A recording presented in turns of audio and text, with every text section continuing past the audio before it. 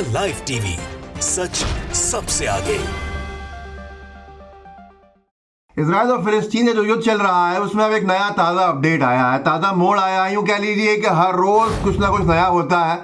हालात भयावह, बद से बदतर, ये सब तो हम देख ही रहे हैं। पहले दिन से जितनी तबाही इजराइल ने की है फिलिस्तीन में, उसके बावजूद भी दुनिया खामोश बैठी है। मानवता की इससे बड़ी हार क्या होगी। लेकिन अब कहीं ना कहीं इजराइल की जो भाषा है उसको बदलता हुआ देख के लग रहा है कि कहीं बड़ी चोट इजराइल को पड़ी है, या उसको अंदाज़ा हो चुका है कि वो इस जंग को नहीं जीत सकता है। इजराइल के रक्षा मंत्री जो आए दिन अपने सैनिकों की आतंकी हरकतों पे या अमानवीय हरकतों के ऊपर, जिसमें वो बच्चों को मारे चले जा रहे हैं फिलिस्तीन में, उन पे शाबाशी देते हुए दिखते हैं। लेकिन अब वही रक्षा मंत्री जिनका नाम गैलेंट है, गैलेंट इजराइल के डिफेंस मिनिस्टर, अपने जो उन्होंने बयान दिया है उसमें इतने हताश और निराश दिख रहे हैं। साफ तौर के ऊपर ऐसा लगता है जैसे ब्रह्मास्त्र चलाया जा रहा है अपने बयानों का। और इजराइल के रक्षा मंत्री के बयान की भाषा जो है उसमें हार की बू आ रही है लोगों को। बयान ही कुछ ऐसा दिया है जिससे साफ समझ आ रहा है कि इजराइल इस जंग को जीतने में असफल है। भले ही उसने तबाही कितनी की हो, उसने बच्चों की कितनी ही जानें ली हो, उसने आम नागरिकों को कितना ही मारा हो, लेकिन गैलेंट का जो बयान आज दुनिया भर के अंदर वायरल हो रहा है उसको साफ अगर देखा जाए तो समझ में आता है। जिसको हिंदी में पहले पढ़ के सुना देता हूँ, फिर तो दूसरे अपडेट्स में दे दूंगा।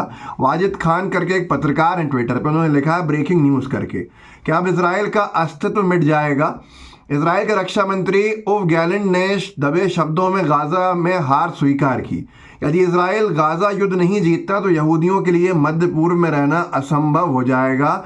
इजरायली रक्षा मंत्री का बयान, जिसको एक अल जजीरा पैलेस्टाइन के ट्विटर हैंडल ने अरबी में लिखा है, जिसका हिंदी अनुवाद है कि urgent Israeli defence minister, if we do not achieve victory in the Gaza war we will not be able to live in the Middle East. Israel के रक्षा मंत्री का ये बयान कल आया है कि अगर उनका कहना है कि अगर हम सफलता हासिल नहीं करते हैं युद्ध में फिलिस्तीन के खिलाफ तो हमारा मिडल ईस्ट में रहना नामुमकिन हो जाएगा या बहुत मुश्किल हो जाएगा।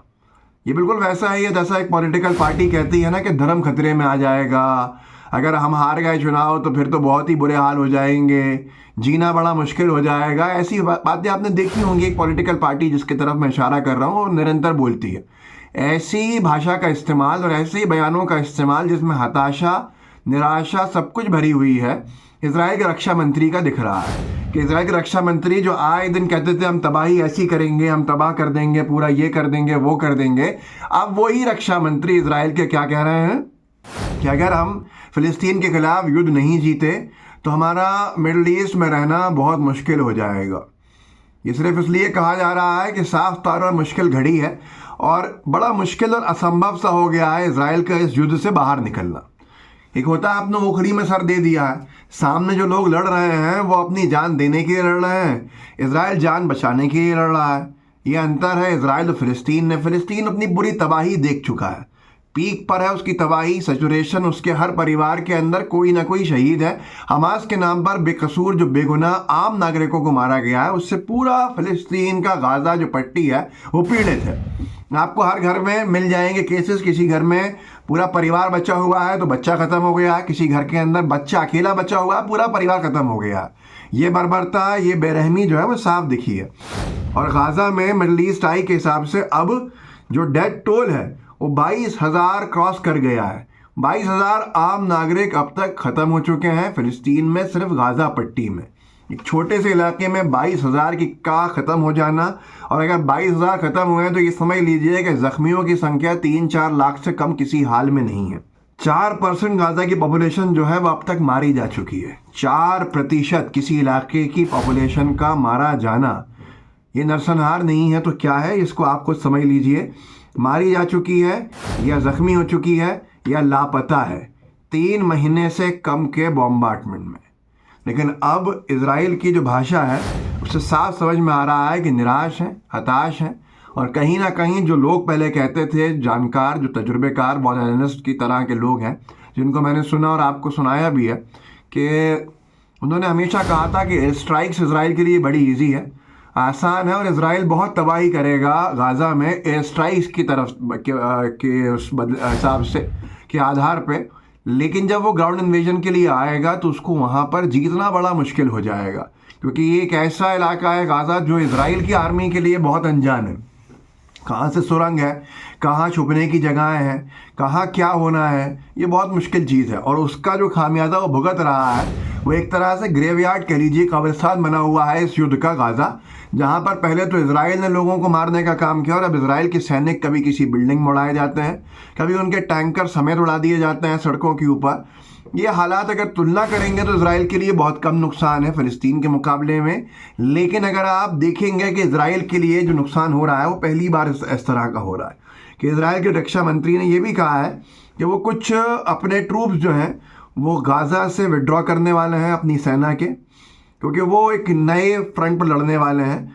और इसमें ये किसको बताना चाहते हैं दोबारा वहाँ ये स्पष्ट नहीं है। इजराइल डिफेंस मिनिस्टर ये भी कह चुके हैं अभी कुछ दिन पहले कि वो 7 फ्रंट्स पर लड़ रहे हैं।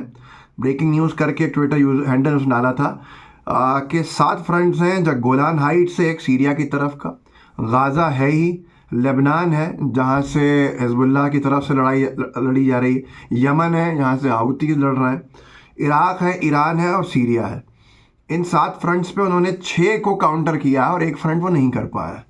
तो इसलिए नुकसान तो है जो साफ तौर के ऊपर दिख रहा है, लेकिन तुलनात्मक अगर देखेंगे तो नुकसान कम है, पर नुकसान का होना ही बड़ी चीज़ है। और साउथ अफ्रीका अंतर्राष्ट्रीय क्रिमिनल कोर्ट में अपनी पेशी की तैयारी कर रहा है, और जो इजराइल के ख़िलाफ़ उसने ड्राफ्ट तैयार किया था वो यूएन कोर्ट के अंदर इजराइल के नरसंहार को लेके वो पहुंच चुका है।